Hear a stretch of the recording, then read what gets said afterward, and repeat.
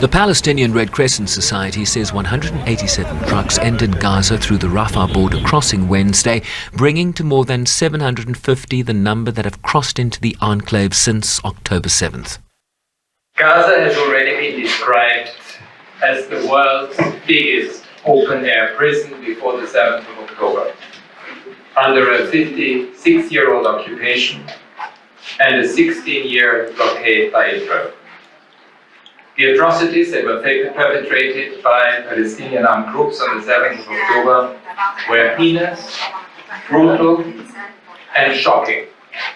They were war crimes, as is the continued holding of hostages.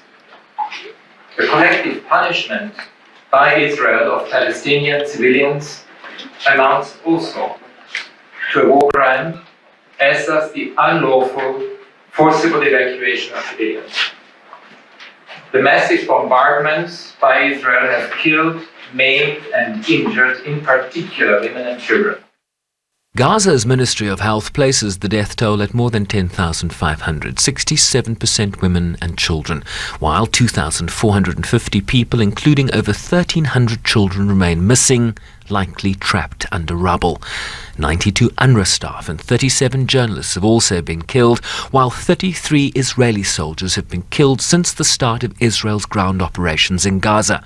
1.5 million people in the enclave are internally displaced. 725,000 are sheltering at UNRWA facilities, 122,000 at hospitals, and a further 131,000 at non-UN schools.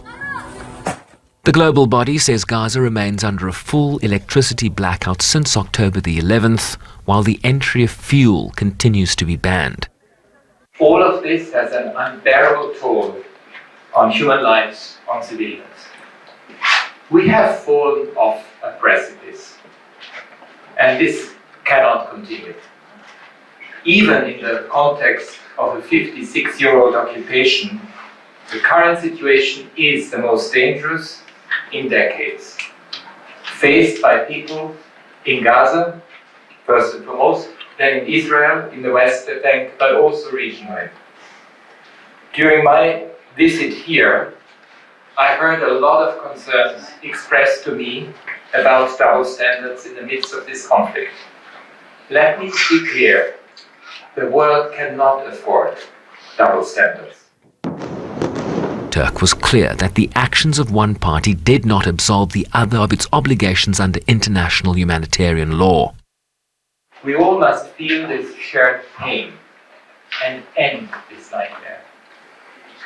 I call, as a matter of urgency, for the parties now to agree to a ceasefire on the basis of 3 critical human rights imperatives.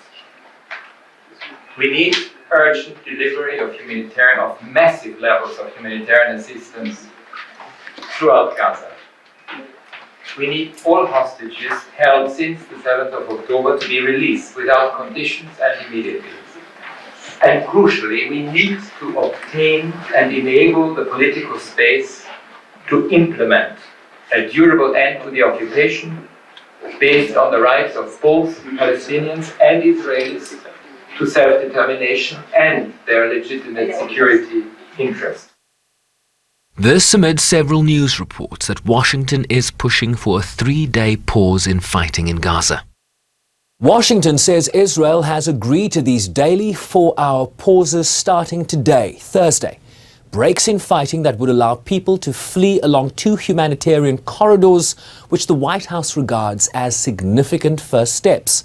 The pauses would be announced 3 hours in advance. This comes in the context of growing international diplomatic pressure for, at the very least, a humanitarian truce, as the United Nations continues to call for a broader humanitarian ceasefire, given the overwhelming needs on the ground. Sherwin Bryce's SABC News, New York.